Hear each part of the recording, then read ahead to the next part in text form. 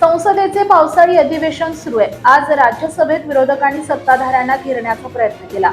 यामुळे सभागृहात राडा झाला। काँग्रेसचे राष्ट्रीय अध्यक्ष आणि खासदार मल्लिकार्जुन खरगे यांनी थेट गृहमंत्री अमित शहा यांच्या राजीनाम्याची मागणी केली आहे। तसेच सभागृहात मनुस्मृतीवरून गोंधळ पाहायला मिळाला। आज राज्यसभेत नेमकं काय घडलं याबाबत सविस्तर माहिती जाणून घेऊयात। राज्यसभेत शिक्षण व्यवस्थेवरील चर्चेदरम्यान काँग्रेस अध्यक्ष आणि राज्यसभेचे विरोधी पक्षनेते मल्लिकार्जुन खरगे यांनी केंद्र सरकारवर जोरदार टीका केली। खरगे म्हणाले, शिक्षण हा काही मोजक्या लोकांचा विशेष अधिकार नाही।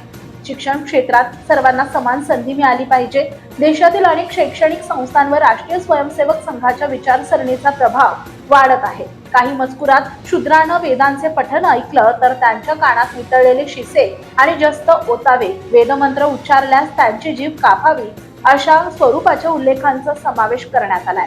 हा मजकूर अभ्यासक्रमातून तातडीने हटवण्यात यावा। पुढे बोलताना खरगे म्हणाले की शिक्षणाचे वाढते खासगीकरण होत असल्यानं दलित, गरीब आणि आर्थिकदृष्ट्या दुर्बल घटकांतील विद्यार्थ्यांना शिक्षणापासून वंचित राहावं लागतंय। त्यामुळे शिक्षण पुन्हा काही मोजक्या लोकांच्याच आवाक्यात जातंय। सरकारच्या धोरणांमुळे वारंवार मनुस्मृतीमध्ये नमूद केलेल्या मनुवादी विचारसरणीची आठवण होते। खरगे यांच्या या वक्तव्यादरम्यान सत्ताधारी पक्षाच्या खासदारांनी गदारोळ सुरू केला।